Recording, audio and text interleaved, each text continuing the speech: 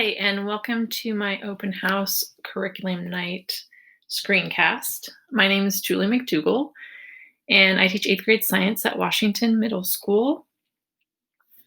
And there's a little information about me here. I'm from Alaska originally, moved to Washington in 1993, and I've taught here at Marshall Middle School on the west side, and then Washington Middle School the last 7 years. And I love science. So to give you an idea of what your 8th grade students are studying in science this year, currently and through November, we're looking at populations and ecosystems. We're really getting a lot of practice learning interactions in ecosystems and how the abiotic living and non-living things interact so that we can make better and more informed decisions about the ecosystems we live in. We'll be studying that through November, and then starting a genetics heredity and adaptations unit that will run through probably February. And then from March to June, we'll learn planetary science or space, which is high interest for most 8th graders.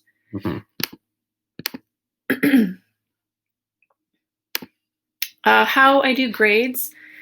So I use standard-based grading, and I really try to get students to focus on, have I learned it? What have I learned? Can I show what I've learned? And not focus on letter grades so much. Everything that I grade, daily work and test items linked to a standard, are all a 4-point system. And this information is contained in the Schoology class resources if you'd like to see the entire syllabus. So for me, regular score is a 3 out of 4. So if you're meeting the 8th grade standard on something, you score a 3 out of 4, which in Skyward is going to show a 75%. So that's why anything that's 75% or above for me is an A, because you're either meeting standard or you're exceeding 8th grade standard. So scores above a 3 are exceeding standard. So when you're looking at your child's scores on Skyward or Schoology, you're looking for 3s and 4s. Anything that's 3s or 4s, you know they're right on track or exceeding standard. Any scores below 3 are either missing some small thing if they're a 2, or they're missing a significant portion, or misunderstanding a concept would be a 1, and not having turned it in at all is no evidence. That's a 0. So when if your student has an A in my class, that means that they have either met or exceeded 8th grade standard. If your student has a C on something or a C overall in my class, that means that they have not met standard on it, or all their test scores have averaged below standard. So again, all the daily work and test standards below a score of 3 can be redone or retaken. The daily work can be redone all the way up until the test, and the test items that don't meet standard can be retaken all the way up until the next unit test. The academic grade for me in science is determined by learning shown on unit tests. The daily work is graded, it's in Skyward, but it's 0% or it's not figured into the academic grade.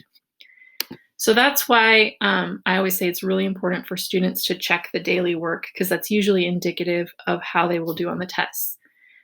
So this is a picture of my Schoology page. There's this Bitmoji classroom that has lots of links in it. Probably the most common one that your students will use are the Zoom links or the This Week button, which takes them directly into that particular week's work.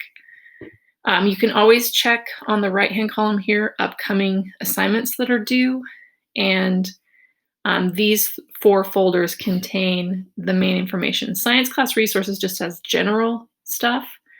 And where we're working right now is in Unit 1 in populations and ecosystems. There isn't anything contained in the next 2 folders because we haven't got to that yet. If you click into This Week and you're looking as a student, or you click into populations and ecosystems, you'll see each of the week's folders. And if you click into the actual week that we're on, you'll see all the items for that week contained in there. At the beginning of the week, there'll probably only be 3 things, maybe 4. And by the end of the week, there might be 6, because it counts for what we did the first week of the class, or first day of the week of the class, and then what we did the second day of the week of the class. I always include my teaching slides. This is especially helpful for people that need to review or go over what we went over in class, but at a slower pace where they can pause, or where they can get definitions that they missed in class or directions that they missed in class. Then there's usually the assignment, which might be a worksheet. In this case, this was this week, we had a text to read, and we had a worksheet to complete from that text. You'll notice that these say must view, so students are supposed to view this before they can move on to the worksheet. They must submit this before they move on to the assessment. These small formative assessments are just quick quizzes to help kids know how they're doing. They go in as a daily assignment. They're not part of their overall academic test scores.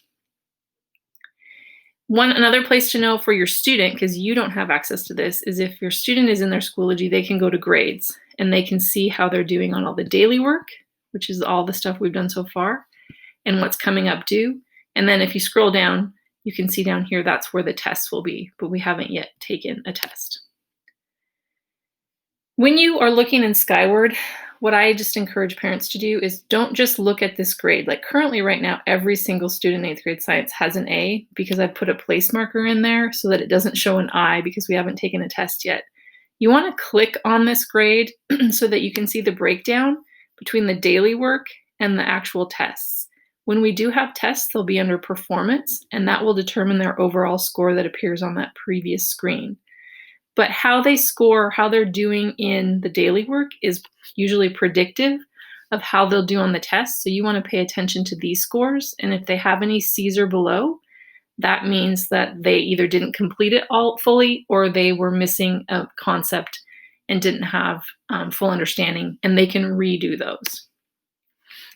So when I grade daily work, and by this I mean daily, we have 2 days a week of class. So the 2 days that we have class in the week, the work that I grade from then is on Schoology. I provide feedback in the areas that they need to make corrections and or additions for full understanding. So it's really important that students are going back and checking the grade book, checking their grades to see the comments that teachers leave so that they know if they need to make some fixes or some changes in their understanding.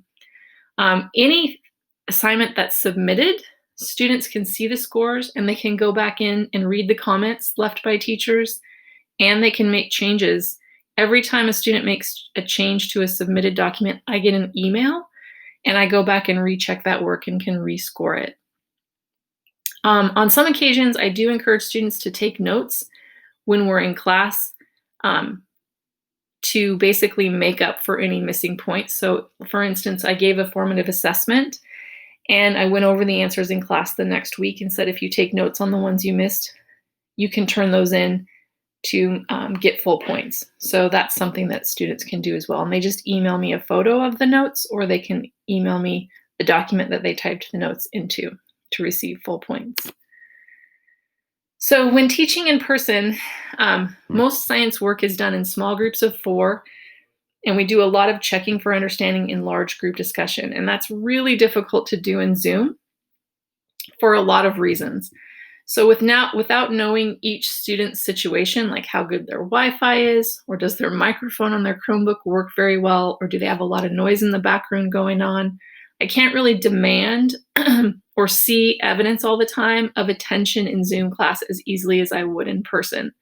So with all of that in mind, I do give the following participation guidelines.